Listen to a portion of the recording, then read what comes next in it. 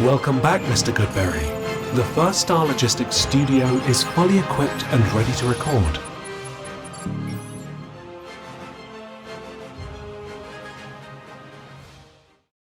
It's draft season. We've got 2 more mock drafts to go. This one and then the final prediction.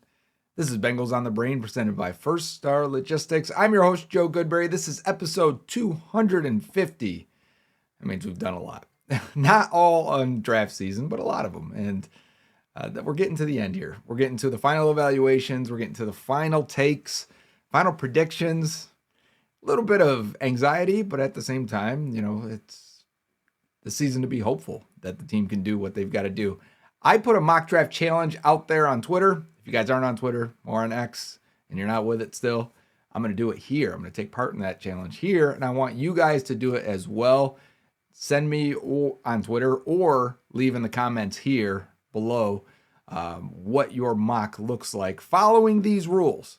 Number 1, you've got to take an offensive player somewhere in the first 3 picks. So first round, second round, third round, you've got to take an offensive player. You can't trade back in this either to get more picks. You can only spend a maximum of 5 picks on the defense, because I see you guys going defense. Listen, I'd love to do that too. The Bengals won't do that. You know that. They're going to alternate a little bit. Once in a while, they'll go 3 defensive picks in a row, but usually not. So you got to have 1 offensive pick in the first 3. You can only have 5 defensive picks total of your 8. And number 2, or number 3, 4, whatever, doesn't matter. And lastly, you have to take 1 player within your first 3 picks, one of them. So it's probably likely going to be round 2 or round 3. Just give you a little heads up. That is at least 25 spots ahead of the ranking for whatever you're using.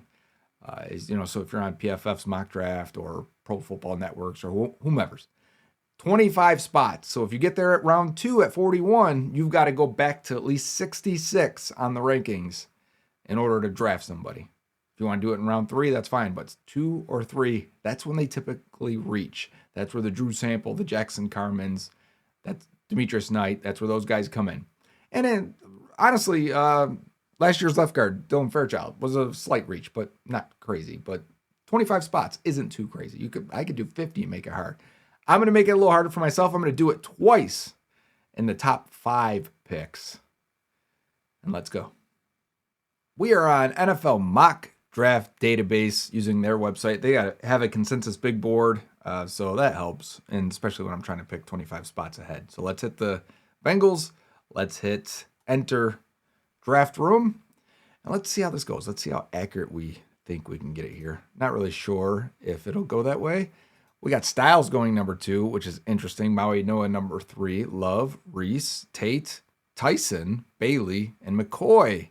McCoy going to, and then Dallas wants to trade up. Man, I actually could see this happening. Dallas wanting to get to 12, giving 4 the 4th round pick and their 5th round pick instead of a 3rd. A 3rd would be what it would normally cost in the first round. This is actually interesting. They're trying to give me 4 and 5, which would be comparable, because they don't have a 2nd round pick. They gave that up when they traded for Quinnen Williams.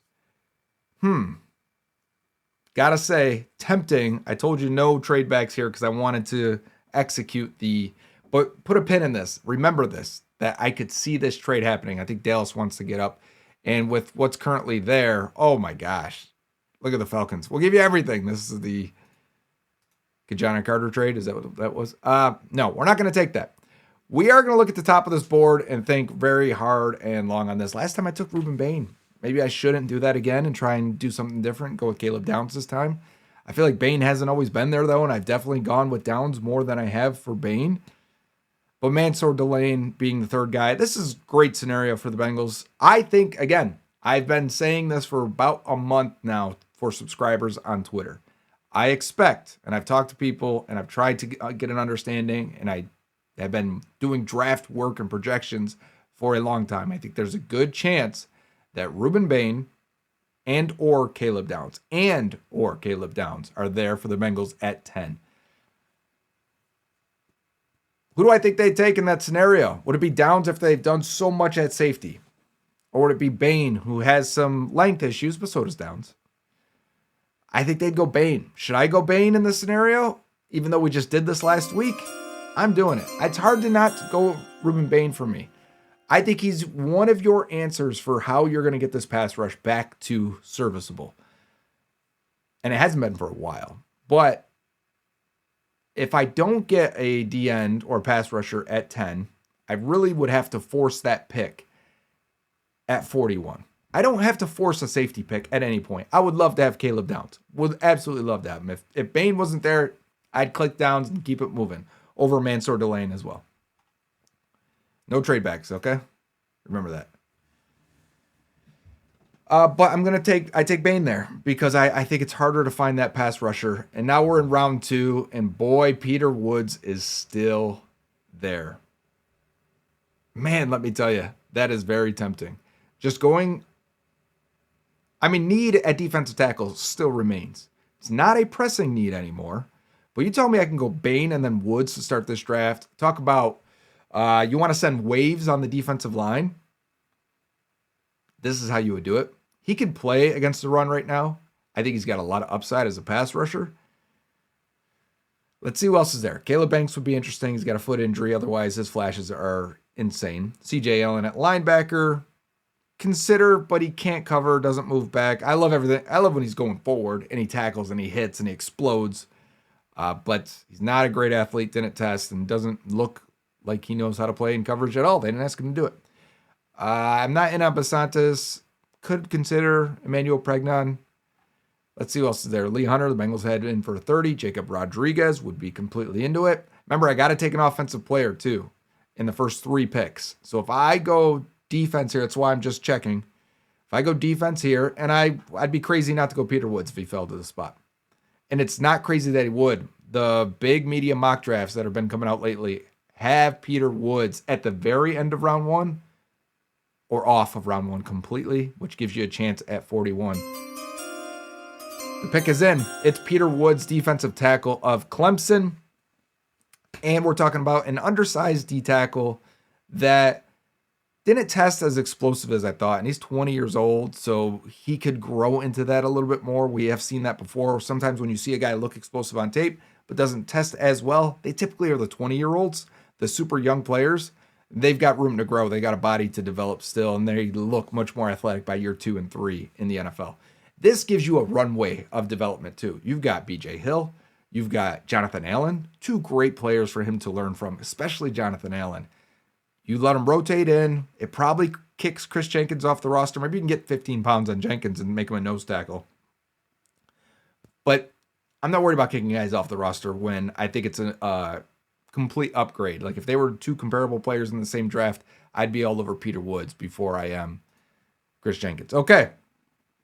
Bad news, man. D'Angelo Pons there. I would love to have D'Angelo Pons. I would go crazy to start. How much would it cost to start Ruben Bain, Peter Woods, D'Angelo Pons in the draft? But I have a challenge. I have to take an offensive player here.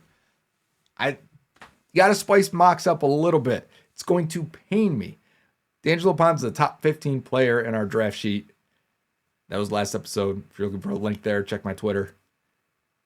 I would love that D'Angelo Pons. How can I do this? How can I make this real? That this is a scenario the Bengals are faced with. I tell you what, top offensive player on the board, Keelan Rutledge, as your right guard. Yes. Yes, completely. Talking about a powerful road grading blocker. I mean, he's kind of sloppy. He's kind of fat. Not all linemen are, but he is kind of heavy. Tested very well. And you see it on his pulls. And when they ask him to get to the second level, man, he pulls really well and efficiently. And he absolutely blows people up when he's doing it. He can move the point of attack. Keelan Rutledge would be an awesome right guard for you of the future. He is high on my list right there. Let's see who else. Zakarian Branch. Do we want a gadget slot screen type guy? I could be interested in that. Next offensive player, Connor Liu, future center. Didn't test. Some of his data isn't amazing. I wouldn't be in on that. Ted Hurst at receiver. I could definitely be in on that. That is, you could put him on the outside. I think he can do some slot work for you. Solid route runner for a long, lanky guy with really good ball skills. 1 speed, but that speed is pretty fast. It looks like he's moving. It's Georgia State, though. He looks like he's moving the fastest on the field despite some of his long legs. Sam Hesht at center would be nice as well, but we're potentially getting into round 4. Skylar Bell as well, I'd be interested in. Oscar Delp, I'd be interested in. So, man, this is, you get into this point of the draft and you really, really like who's there. I'm trying to stay at the top of the board. That is my philosophy. Keelan Rutledge out of Georgia Tech. Powerful blocker. I've already described him a little bit, but man, this gives you your future right guard. He could probably come in and compete right away. Is he going to beat out Dalton Reisner? Probably not. Could Dylan Fairchild play center? I don't know. But Reisner's on a 1-year, $3 million deal. That's like high-end backup money. If Keelan Rutledge beat him out, that wouldn't be crazy, and it wouldn't be detrimental to what you've done in the offseason. And then maybe you let Reisner go at the end of the year. Maybe you sign him, continue to sign him for 1 year, $3 million, and he's your backup at 3 spots. He played tackle in college, if you didn't know. K-State. Shout out K-State. So this fortifies your offensive line for the future. 2 third-round picks the last couple of years in Fairchild and Rutledge. I think you could do worse than that. And man, Sam Hesht is staring at me right there. Top of the board. I love to stay at the top of the board. You guys know me. Don't worry about immediate needs. So what have we done so far? We've gotten a defensive end, a pass rusher. We've gotten a defensive tackle. So we haven't addressed the secondary yet. We haven't addressed the linebacker yet. I would love to. Like, is that Bud Clark's music in the 4th round? Is that Zakee Wheatley's music? Is it Oscar Delp, Julian Neal? He's more of a boundary corner, though, but one of the best press corners in this draft, if not the best. Malik Muhammad, I could see being a corner. Again, I think you could address slot and safety with one guy here. Jalen Kilgore, I think you could address slot in a big way. Big way with Chandler Rivers, the highest rated guy. I'm trying to see who would be the highest on our draft board. It would be, just making sure. Yes, it would be Chandler Rivers. Now, I'm supposed to take one guy 25 spots early in the first 4 rounds here. And this is 4th round, right? 110. So I'd have to go to 135 and pick from there. Oh, I don't like this. I don't like this. I don't like this. Chandler Rivers is staring at me. Let me have him. Oh, so I got to go from here. That's right. Eli Raridan would be a nice pick here. Joe Royer, Katron Allen. I think Bengals have had some contact with him. We don't need a defensive tackle, or else I'd be interested. Jeff Caldwell. Jaden Kennedy could be the corner that you're looking for. Some safety. He did some safety, I believe, early in his career. That could give you that. Is this Diego Pounds? Is this the swing tackle position? Oh, man, I'm going so far down the list here looking for a savior. Make it hard on myself, huh? Gotta go 25 spots too high. So 135 at least. Zane Durant's right there at 132. I already took Peter Woods. Okay. Just give me 1 second to make sure I can get this. Eli Raridan's really staring at me in the face. I feel like I can get him around later, though. No, we don't have a 5th round pick. No trade backs. You're not going to get Raridan. Let's go with Travis Burke, the offensive tackle out of Memphis. This is our swing tackle pick. We're talking about a big, mauling, very physical tackle. There are some plays with him at right tackle, really demolishing guys in front of him, very strong. Don't know that he is athletic as he may have tested. But Dane Brugler's got him in the 4th round. I don't think it'd be a crazy pick at 110. We've gone offensive line back-to-back. We've gone defensive line back-to-back to start this thing. You're really attacking trenches here. And that has been their weak spot for how long? The trenches, either on the offensive line side or the defensive line side, has been their weakness since you could say the offensive line's had issues since 2018. 2017? What year did they lose Witt and Kevin Zeitler? 2017, right? It's been over 10 years for at least O-line. They got it partially right last year. We're getting 2 of them now. And the D-line has had severe issues for the last couple years now. And somehow Eli Raritan is still there. Hey, we worked out a little bit there. I'd like to get a corner. I'd like to get a safety. We've gone 2 offensive line picks. Jaden Kennedy still there as a slot corner. Happy to see that. We haven't lost out completely. It didn't kill us to go with the offensive tackle in round 4. I think there's still some blocking tight ends, but I would really love Eli Raritan. Just double check and see what's here to get my plan for the next pick as well.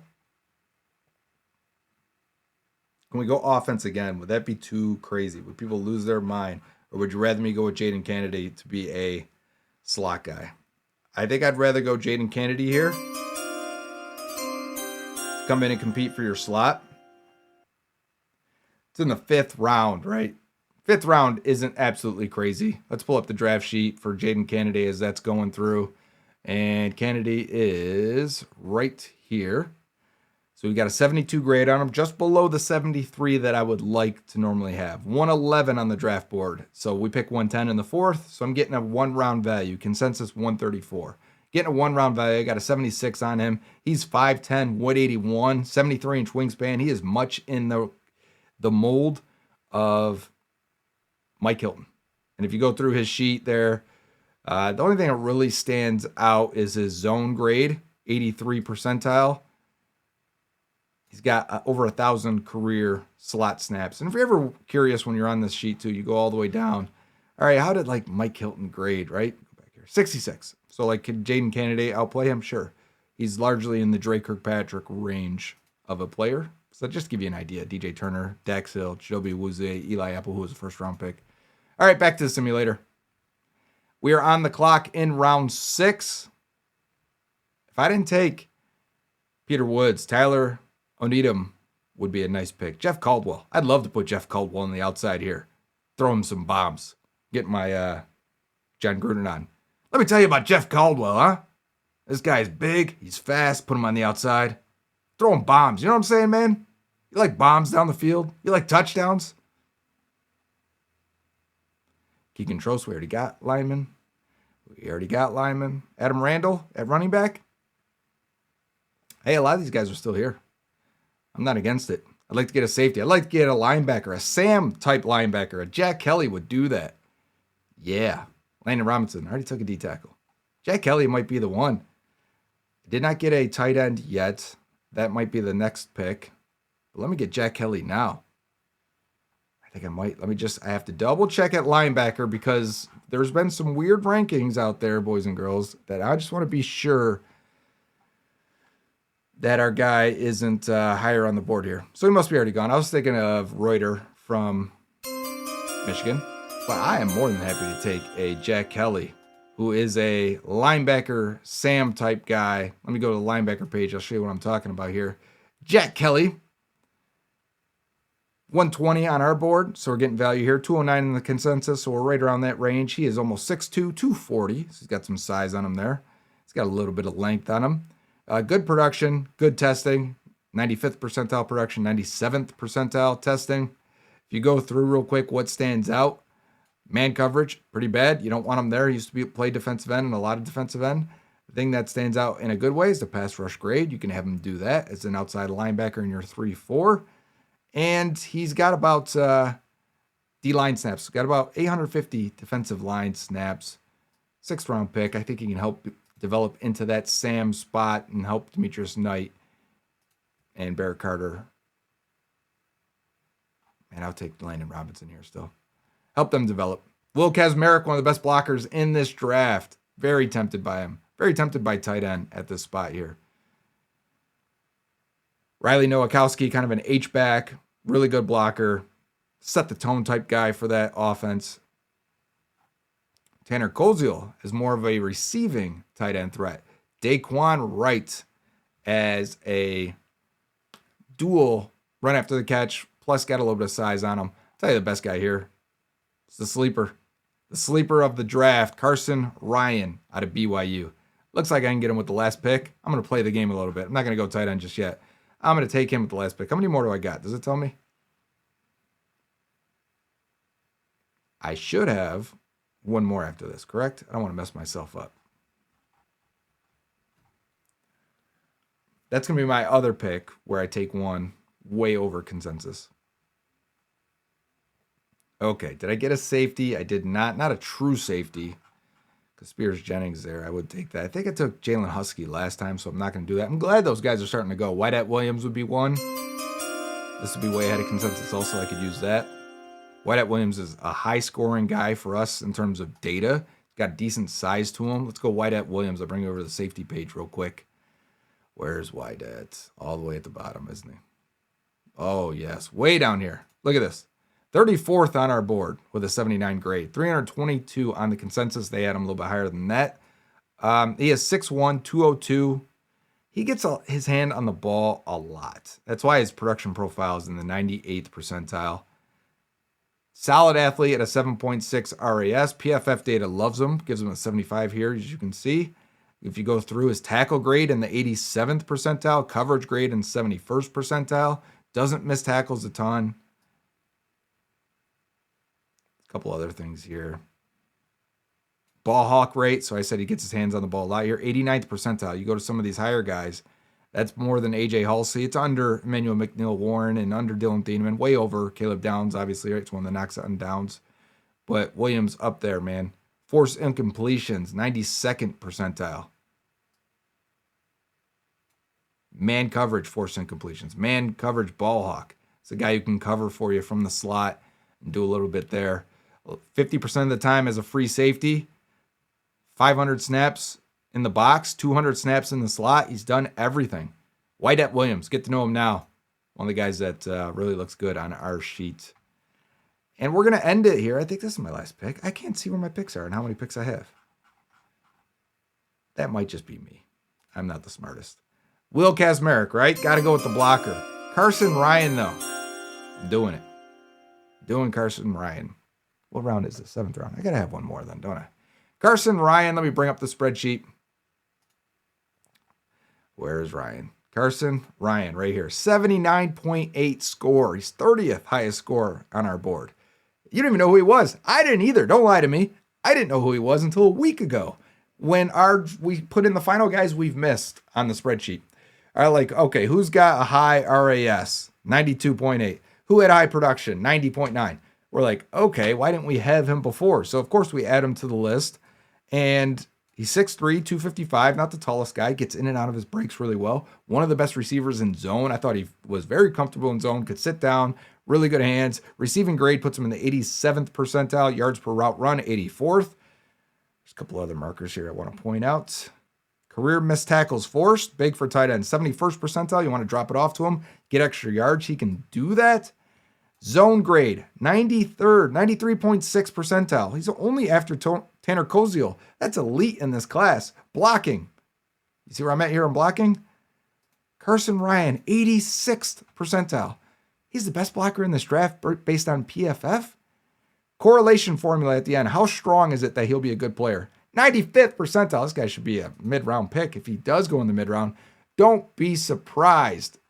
So that's our draft. We went Ruben Bain, Peter Woods, Keelan Rutledge, Travis Burke, Jaden Kennedy, Jack Kelly, Whitehead Williams, Carson Ryan.